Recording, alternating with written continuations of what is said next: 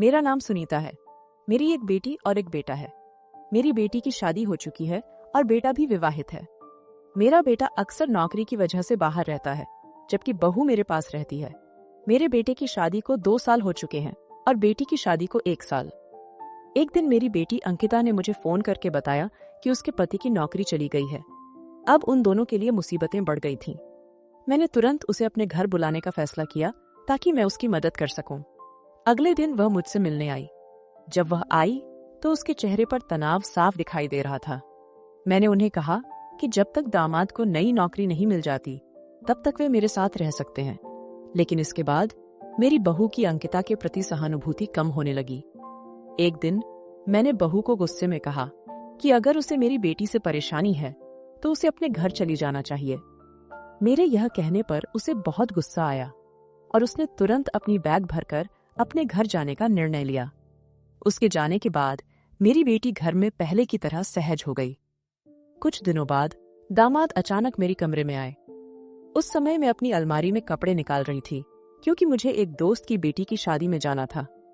मैंने कुछ साड़ियां अलग रखी थीं, और जब मैं एक साड़ी के ब्लाउज को ट्राई कर रही थी तभी दामाद बिना दरवाजा खटखटाए कमरे में आ गए। उन्हें देखकर मैंने तुरंत अपना चेहरा पीछे कर लिया। यह सब बहुत अनपेक्षित था और मुझे लगा कि इससे मुझे और दामाद दोनों को असहज महसूस हो रहा है। मैंने जल्द से जल्द अपने आप को ठीक कर लिया और जैसे ही मैंने साड़ी को समेटा, मैंने दामाद की ओर मुड़कर देखा।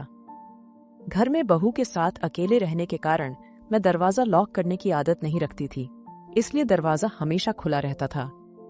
आज भी मैंने दरवाजा ठीक से नहीं बंद किया था। जैसे ही मैंने दामाद की ओर मुड़ा, देखा कि वे मेरे बेड के पास खड़े थे। दामाद ने कहा, सासू माँ, मैं अचानक आपके कमरे में आ गया, इसके लिए माफ कीजिए। उन्होंने माफी मांगने के बाद मुझसे थोड़ा दूरी बनाते हुए कहा, सासू माँ, आप जो कुछ भी मेरे और अंकिता के लिए कर रही हैं, ये सच में बहुत बड़ी बात है।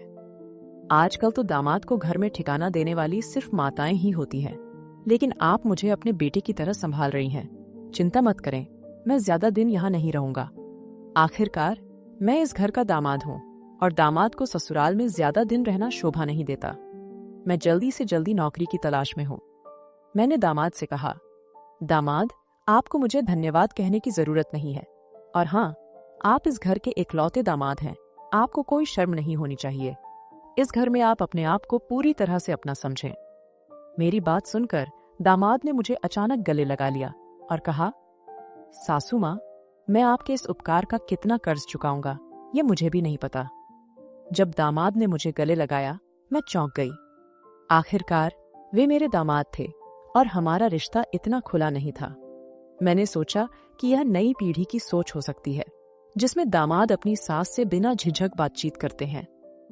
धीरे धीरे मेरे मन में कुछ अनचाही बातें आने लगीं। मुझे ऐसा लगने लगा कि अंकिता और दामाद के बीच कुछ ठीक नहीं था।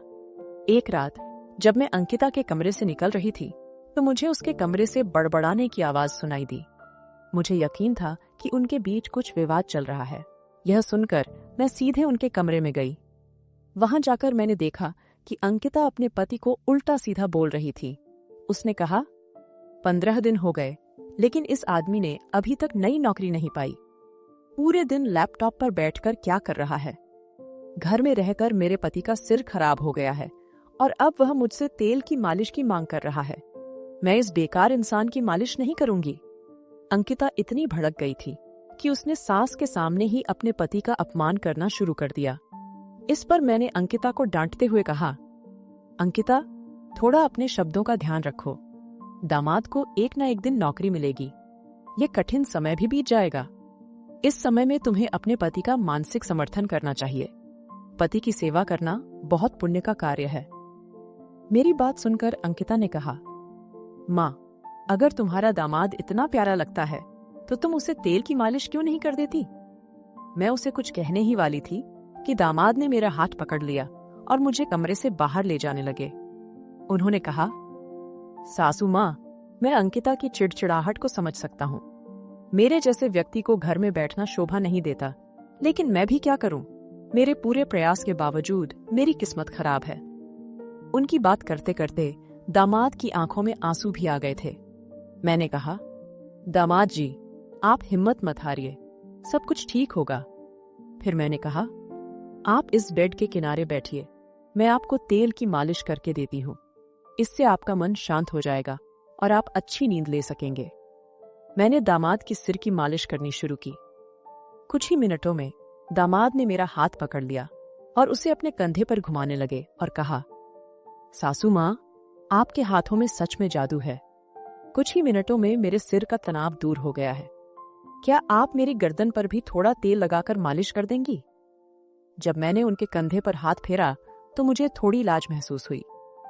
मैंने ये बहाना किया कि मेरा हाथ दुखता है और तुरंत उनसे थोड़ा दूर हो गई। कुछ दिनों में दामाद को नौकरी मिल गई। नौकरी मिलने के 2 दिन बाद मेरी बेटी ने मुझे बताया कि वह गर्भवती है। दामाद की नौकरी लगते ही मेरी बेटी और दामाद अपने घर जाने की तैयारी कर रहे थे, लेकिन मैंने उन्हें 2 और दिन घर पर रुकने के लिए मनाया। मुझे अपनी बेटी की खुशखबरी सुनने में बहुत आनंद आ रहा था।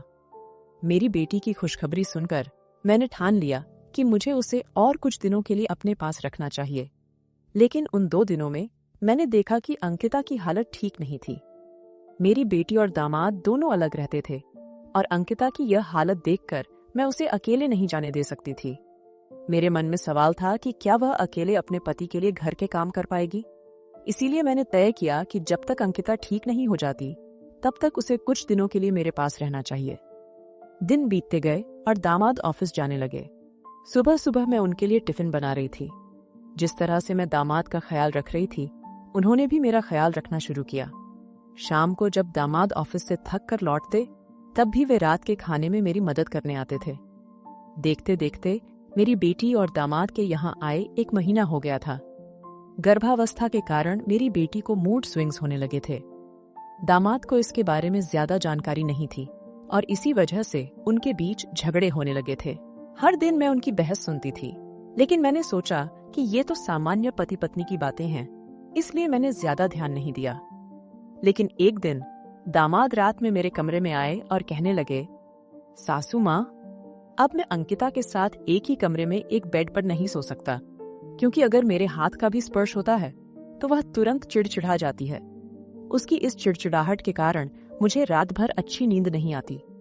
पिछले 3 दिनों से ऑफिस में काम करते करते मेरी आंखें भी भारी हो गई हैं।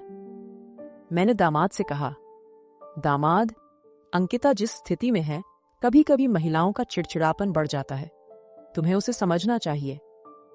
मैंने दामाद को सलाह दी कि उन्हें अपनी पत्नी को समझना चाहिए, लेकिन उन्होंने कहा, मैं उसे समझता हूं, लेकिन अब मेरे आराम का भी सवाल है। अगर मैंने ठीक से आराम नहीं किया तो मैं नौकरी सही से नहीं कर पाऊंगा। फिर उन्होंने कहा, सासू माँ, अगर आपको कोई दिक्कत नहीं हो तो क्या मैं आज से आपके कमरे में सो सकता हूँ? मैंने तुरंत हाँ नहीं कहा, लेकिन मैंने देखा कि दामाद के पास मुझसे मदद मांगने के अलावा कोई और विकल्प नहीं था। इसलिए मैंने बिना किसी संदेह के उन्हें मेरी कमरे में सोने की अनुमति दे दी। मैंने सोचने में समय लगाया कि दामाद का मेरे कमरे में सोने का इरादा क्या था। उस रात जब दामाद मेरे कमरे में सोए तो मैंने रात भर नींद नहीं पाई, क्योंकि इससे पहले मैंने कभी दामाद के पास रात नहीं बिताई थी। दामाद के कमरे में होने की वजह से मैंने चेंज नहीं किया और साड़ी में ही सो गई। रात भर साड़ी पहने रहने की वजह से मुझे नींद नहीं आई। अगली रात जब मैं सोने जा रही थी तब उन्होंने कहा, सासू माँ, कल रात आप सो नहीं पाई, मुझे पता है। मैंने आपको पहले भी गाउन में देखा है। आपको मुझे लजाने की जरूरत नहीं है। अगर आपको रात भर साड़ी पहनने में दिक्कत हो रही है तो आप रोज की तरह गाउन पहन सकती हैं। मुझे मानिए, मैं आपका दामाद नहीं बल्कि आपका बेटा हूँ। ये सच था कि रात भर साड़ी पहनने के कारण मुझे नींद नहीं आई थी और आज मैं नहीं चाहती थी कि फिर से रात भर जागते रहूं। इसलिए मैंने कपड़े बदल लिए। जब मैं चेंज होकर आई तो दामाद ने मुझे गाउन में देखकर कहा, सासू माँ, इस कपड़े में आप बिल्कुल भी मेरी सासू माँ की तरह नहीं लग रही है। आपने खुद को बहुत अच्छे से सजा रखा है। उनकी इस बात पर मैंने मुस्कुराते हुए अपनी जगह पर सोने चली गई। अगले दिन सुबह मैंने नाश्ता किया और किचन में बर्तन साफ करके नहाने के लिए बाथरूम गई। जैसे ही मैं बाथरूम में गई, साबुन के पानी पर मेरे पांव फिसल गए और मैं जमीन पर गिर गई। गिरते ही मेरी कमर में दर्द होने लगा और मुझे उठने में परेशानी होने लगी। मैंने अंकिता को आवाज दी, लेकिन वह अपने कमरे से नहीं आई। फिर दामाद दौड़ते हुए मेरे कमरे में आए। उन्होंने मुझे बाथरूम में गिरा हुआ देखकर तुरंत अंदर आए और मुझे उठाकर अपने बेड पर ले गए। उस समय मेरी कमर में बहुत दर्द हो रहा था। दामाद ने तुरंत मेरे लिए गर्म पानी की बोतल लाकर दी। मैंने देखा कि वे ऑफिस के लिए निकले थे, लेकिन मेरी मदद करते समय उन्होंने अपने ऑफिस के कपड़ों को भी भिगो दिया। दामाद ने मुझे मदद करते समय एक पल के लिए भी पीछे मुड़कर नहीं देखा। अंकिता कुछ समय बाद मेरी कमरे में आई, लेकिन चूंकि वह गर्भवती थी, वह मेरी मदद नहीं कर पाई। मेरी बेटी के आने का इंतजार करने के बजाय दामाद ने मेरी मदद की। उन्होंने मुझे अस्पताल ले जाने की कोशिश की, लेकिन मैंने उनसे कहा कि कुछ दिनों में मेरा दर्द ठीक हो जाएगा, थोड़े आराम से सब सही हो जाएगा। मेरी बात सुनकर दामाद रुक गए और ऑफिस जाते समय अंकिता से कहा, जब तक मैं घर नहीं आता सासू माँ का ध्यान रखना। शाम को घर वापस आने पर दामाद ने खुद ही खाना बनाया, क्योंकि अंकिता को परेशानी हो रही थी। इस वजह से वह किचन में कदम नहीं रख पा रही थी। रात में जब दामाद मेरे कमरे में सोने के लिए आए तो मैंने देखा कि मैं अपनी कमर को पकड़कर बैठी हुई थी। दामाद ने बाम लेकर आए और कहा, सासू माँ, मैं आपको थोड़ा बाम लगा दूं, इससे आपका दर्द थोड़ा ठीक हो जाएगा। मुझे दामाद से मदद मांगने में झिझक हो रही थी, लेकिन उन्होंने बहुत जोर दिया। उन्होंने कहा, अंकिता तो गर्भवती है, इसलिए वह आपकी ज्यादा सेवा नहीं कर पाएगी। यह सब भगवान ने आपके दामाद को आपकी सेवा करने के लिए ही किया है। मैंने लाख कोशिश की कि मैं दामाद से मदद न लूं, लेकिन उन्होंने मुझे बाम लगाना शुरू किया। जिस तरह से उन्होंने मेरे कमर पर हाथ से बाम लगाया, वह सब कुछ अलग सा लग रहा था। धीरे धीरे मुझे नींद आने लगी। जब बार बार दामाद का स्पर्श होता तो मैं समझ नहीं पाई। आधी रात जब मेरी आंख खुली तो मैंने देखा कि दामाद मेरे बहुत करीब सोए हुए हैं। इतना ही नहीं, बल्कि हमारी दोनों की चादर भी एक हो गई थी। यह सब देखकर मैंने तुरंत दामाद से दूर जाने की कोशिश की, लेकिन इधर उधर सरकते समय मेरी कमर फिर से दर्द करने लगी और मेरे मुंह से आवाज निकल गई। मेरी आवाज सुनते ही दामाद जाग गए। मुझे ऐसा लगा जैसे वह पहले से ही सोने का नाटक कर रहे थे। मैंने उन्हें तिरस्कार से देखा, लेकिन फिर भी उनके व्यवहार पर ध्यान नहीं दिया। अगले दिन जब मुझे खांसी आई तो दामाद ने तुरंत मेरी पीठ पर हाथ फेरना शुरू कर दिया। मेरी खांसी खत्म हो गई, लेकिन उनका हाथ मेरी पीठ पर आज भी वैसा ही था। मुझे अब दामाद के साथ अपने कमरे को साझा करना पसंद नहीं आ रहा था, क्योंकि उनकी मेरी तरफ की देखभाल अब मुझे कुछ और ही संकेत दे रही थी। दूसरे दिन दोपहर में जब अंकिता मेरी कमरे में आई तो मैंने उससे कहा कि मैं तुम्हारी बहू को घर बुलाने वाली हूँ। मुझे घर के काम करने में दिक्कत हो रही थी, इसलिए अगर बहू घर पर रहेगी तो वह घर पर ध्यान दे सकेगी। इस पर अंकिता ने कहा, माँ, पिछले कुछ दिनों से तुम्हारा दामाद तुम्हारे बजाय तुम्हारा ज्यादा ख्याल रख रहा है। फिर भी आप अपनी बहू और बच्चे को क्यों बुलाना चाहती हैं? क्या तुम्हारा दामाद तुम्हारे लिए काफी नहीं है? जो बात मैं कहना चाहती थी वह अंकिता को समझ में नहीं आई। रात में मैंने दामाद से बात करने का फैसला किया। जब रात में दामाद कमरे में आए तो मैंने उनसे कहा, आज से तुम अंकिता के साथ उसकी कमरे में सो, उसे अकेले सोने के लिए मत छोड़ो। कुछ दिनों में मेरी बहू वापस आएगी, तब वह मेरे कमरे में सोएगी। इस पर दामाद ने कहा, सासू माँ, मैं आपकी देखभाल कर रहा हूँ, क्या मैंने आपको पराया समझ लिया है? इतना कहकर वे कमरे से बाहर निकल गए। शायद उन्हें मेरी बात पर नाराजगी हुई थी। तब मैं धीरे धीरे कदम बढ़ाते हुए दामाद को समझाने के लिए अपनी कमरे से बाहर निकली। दामाद अंकिता के कमरे में थे, और जैसे ही मैं उनकी कमरे के बाहर गई, मैंने उनकी और मेरी बेटी की बातें सुनी। मेरी बेटी कह रही थी, विनोद, तुमसे तो कुछ भी काम नहीं हो रहा है। पिछले कुछ दिनों से मैं सब कुछ कर रही हूँ, और अब तक मेरी माँ की नजर में तुम अपनी छवि बनाने में असफल हो गए हो। दामाद चुप थे और मेरी बेटी आगे बोली, क्या तुम्हें याद है कि हमें इस घर को अपने नाम पर करवाना है? तुम्हारी पेंशन में मैं अपना हिस्सा नहीं देख सकती। तुम्हारे परिवार में तो 2 कमरे हैं और तुम्हारी माँ के पास भी 2 घर हैं। मैं चाहती हूँ कि कम से कम एक घर मेरे नाम पर हो, और इसके लिए मुझे किसी भी विवाद का सामना नहीं करना पड़ेगी है। उसने कहा, माँ ने भैया और भाभी को घर बुलाने के बारे में मुझसे बात की थी। अगर वे दोनों घर आए तो वहिनी तुरंत मेरे झूठ को पकड़ लेगी, और यदि एक बार हम माँ के सामने झूठ पकड़े गए तो यह घर हमारा रह नहीं जाएगा। उनकी बातें सुनकर मैं चौंक गई। उन्होंने पिछले कुछ दिनों से मेरे प्रति जो चिंता दिखाई थी वह सब एक दिखावा था। मेरी बेटी ने खुद को गर्भवती बताकर मेरी भावनाओं से खेल किया था ताकि वह अपने ससुराल का हिस्सा ले सके। मैं शांति से वहां से अपने कमरे में चली गई। कुछ समय बाद मैंने नकारने के बावजूद देखा कि दामाद फिर से मेरे कमरे में सोने आ गए।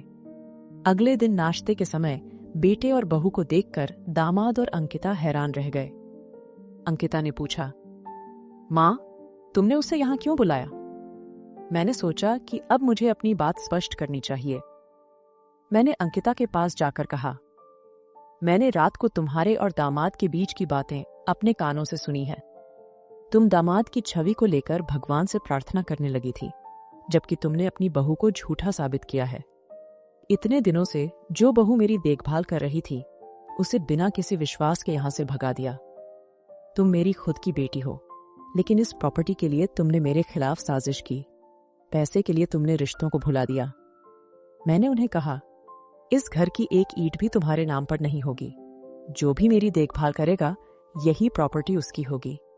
मैं गलत थी जो मैंने शादीशुदा बेटियों को बार बार अपने मायके बुलाया।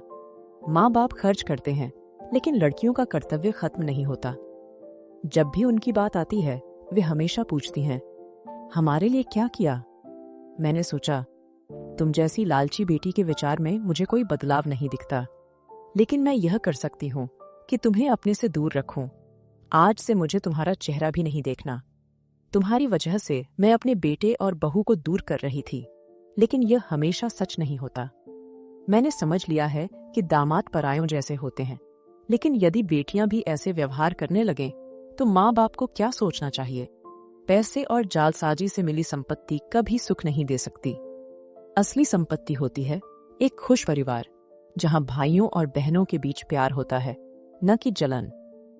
मुझे लगता है कि अब के समय में रिश्तों से ज्यादा पैसा और संपत्ति महत्व रखती है। तो दोस्तों, यह कहानी आपको कैसी लगी? यदि आपको यह अच्छी लगी तो वीडियो को लाइक करें और चैनल को सब्सक्राइब करें।